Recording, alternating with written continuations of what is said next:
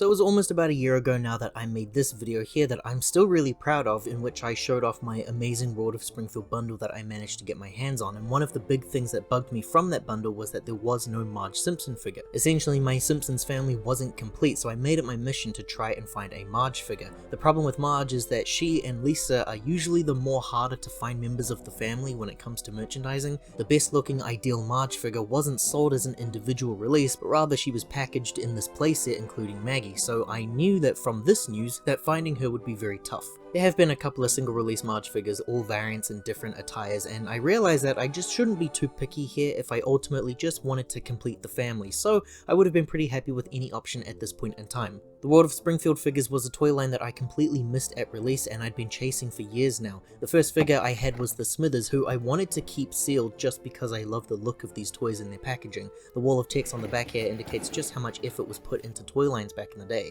We see many characters that were available at this point during the first few releases, and even a great range of playsets. It's this one in particular that I'm after though, a default Marge. Fast forward from that video's release to December when I went on holiday to Los Angeles, and I just so happened to be there right in time for Comic-Con, and from what I've learned about Americans and resellers, it appeared likely that I would see a lot of World of Springfield options here, so I was just crossing my fingers that I would bump into a Marge. And it didn't take too long to find a seller who actually had a police officer variant of Marge, sealed and everything, and just to justify that bank transaction fee a little bit more, I decided on getting Rod and Todd as well, so that now it made 3 figures for the price of 2. I felt pretty accomplished with this really, but the best highlight of the trip actually came later when I went to Frankensons, which I think I've mentioned in at least 10 videos now on this channel. Wow, what a place, man. The first seller that I went to within the first 10 minutes of entering that building, I found the dream playset, the one that I thought would be absolutely impossible for me to find. Marge and Maggie in the living room playset. So needless to say, I bought it, and now the family is complete.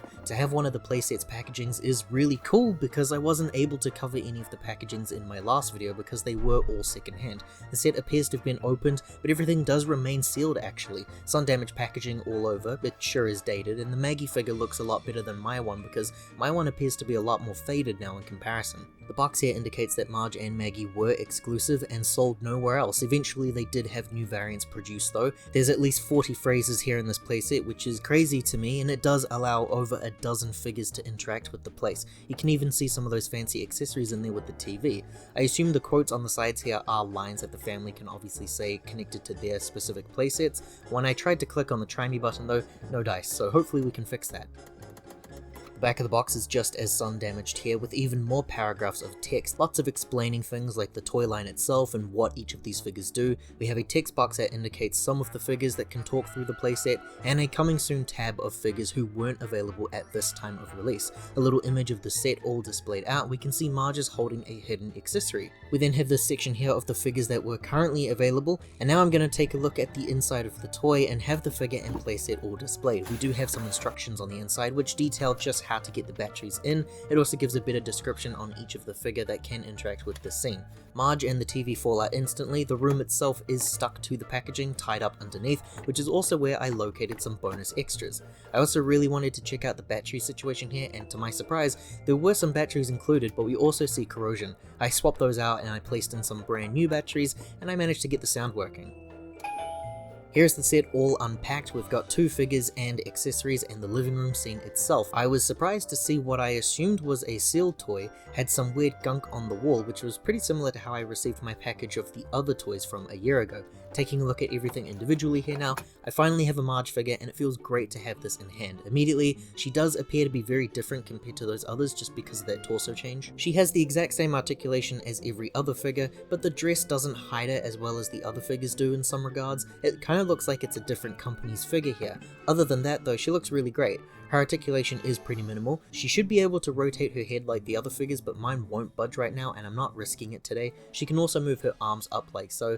It's a static pose though and a little odd. It means that she can like cover her eyes in embarrassment or something. Also pose like this for holding her accessories. She can also rotate at the waist, but that's about it for the Marge figure. The figures don't do too much, but they are very nostalgic for me. A little comparison for her Officer Marge figure. It's really cool to see how different these figures are despite being the same character.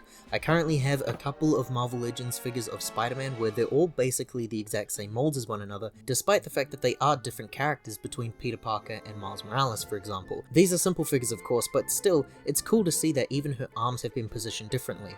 Maggie is incredibly simple in comparison. I forgot to show that there is a voice chip on the legs there. All of the figures feature this chip here. It's how we get to hear some voice lines in each of the scenes. Maggie is able to move her head, and that's it. Everything else about her is a complete static piece. The Maggie that I have was actually included as an accessory with Sunday Best Marge. The figure of Marge was missing though in my packaged order, but the Maggie wasn't. The figures are, to my surprise, slightly different, so in a way, the Maggie is still exclusive here. The expressions appear to be the same. It's her posture that makes her a unique figure. One of them looks like she's standing and hugging, and the other one looks like she's walking and moving. Accessories are simple as well. We have a tray of cookies here, and the camera doesn't seem to like picking it up due to the shiny parts there. A bag of groceries, which has this amazing cartoony style that I love from the toy line's accessories. And then we have the TV set with a sticker of Itchy and Scratchy. These in-world accessories are really cool to me, and that's kind of what makes the line shine overall. The piece itself feels pretty hollow inside, but it does add to the overall scene. And now for the fun part, the talking. You jam the figures on their little switch here, and they can speak. Now it's Marge's time to shine. Now let's forget our troubles with a big bowl of strawberry ice cream. Would you like to come in for tea and marshmallow squares?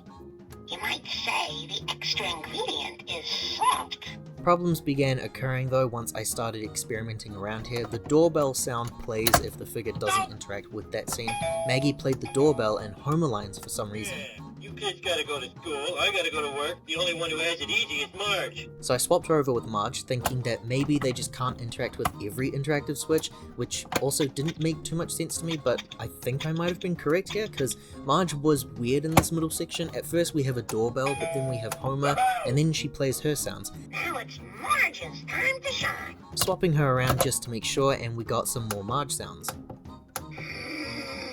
I figured I might as well try Homer here too, since we've heard him speak. We actually got a new sound from him. Come on, TV, give me some of that sweet, sweet pep. But then it started going a little haywire on me, repeating the same Mo snake handler quip. Sorry, Homer.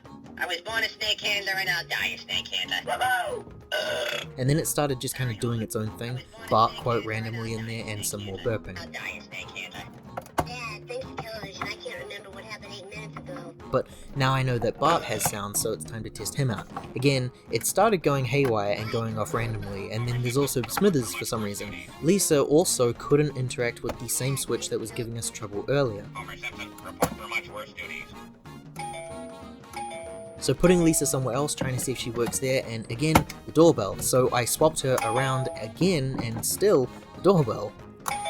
And after I placed her on her last switch here, we got some sounds, but not Lisa. We got Nelson and Millhouse. Hey, Bart, the bakery caught fire and all downtown smells like cookies. And then they just started going off on their own without my input. Hey, Bart, the bakery caught fire and all downtown smells like cookies. Wanna go smell? Ha ha!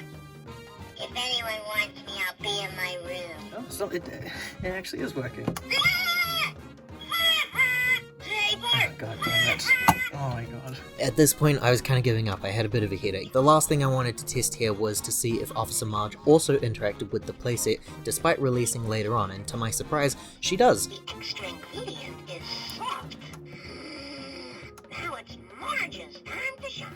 So I assumed that this meant that all of the figure variants use the same chip as one another maybe? That's my quick look at the Simpsons living room playset for the World of Springfield line. I really love the set overall because it completed my collection. I guess I might be biased towards that. Despite those weird sound issues here, to actually have the family complete is amazing for my overall display. Best of all, while I was packing this away, I realized that because Marge and Maggie are placed somewhere else in the packaging, the set having 3 interactive switches means that the entire family can be packed away. So now I have this cool looking display piece of the family in the living room, and I think that looks amazing. If you enjoyed this look at a World of Springfield Simpsons toy, liking this video and subscribing to the channel does help to support more videos like this in the future. Thanks for watching everyone, I hope to see you in the next video.